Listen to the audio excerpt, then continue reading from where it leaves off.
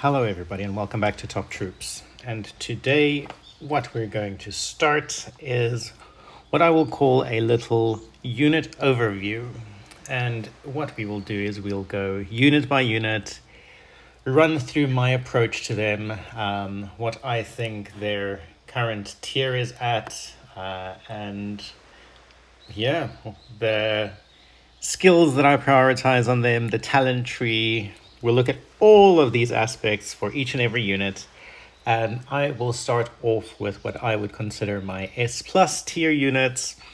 And we'll do these individually. So firstly, we will look at Werewolf.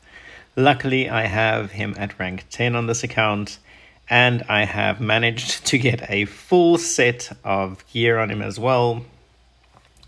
So obviously, as you know, I think he is definitely S plus tier.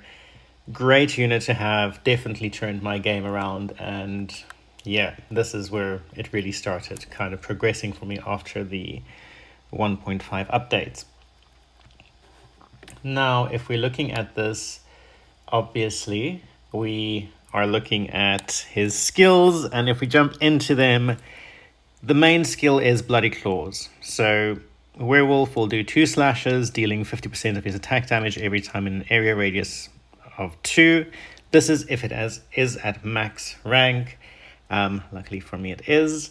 And this would be the number one skill that I would focus on and get this to at least 35 or 40% damage before you even try and increase any of the others, as this stacks up quite nicely, especially if you have those pesky assassins in the background that he can take care of.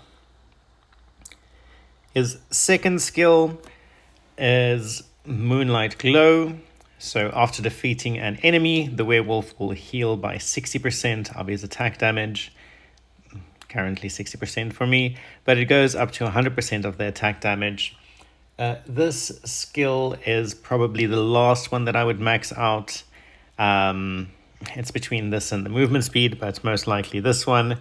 I just early on was a bit trigger happy and put 1 point into it. But yeah, not as important. Then Feral Instinct is his third skill. The werewolf movement speed increases by 40%. So I would most likely look at this as my second skill that I should have actually been focusing on and looked at leveling before I did the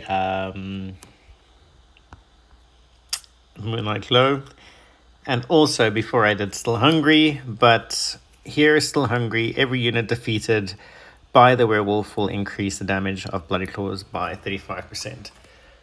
Now, this is quite important for me, and that's why I did it second. But ideally, I think it would be Bloody Claws, and then between movement speed and Still Hungry, up to you how you would like to play. But I think the healing is definitely an afterthought, because if you increase your damage, then obviously you increase your healing, which is all good and well. And then if we're jumping into equipment, as you can see, definitely attack gear for Werewolf is where I'm heading. And if we jump into these secondary stats, we have some crit chance, cooldown, and attack speed here. Here we have attack speed, health points, and block chance. Here we had a secondary attack, which is really good.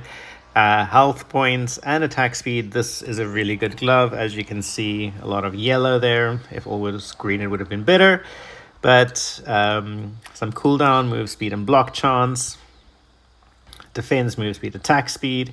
And then some lifesteal, health points, and attack speed.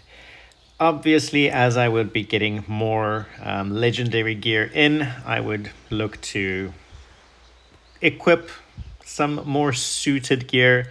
If I can get more attack on him, that would be great. More health. So yeah, just something that optimizes him a bit more. And if there's some yellows and greens and less grays, that would be amazing.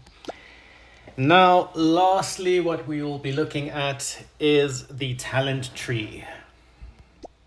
Now, This is just my opinion and how I'm going about it. You might have a different opinion, but for me, it is all about attack. The more attack, the better.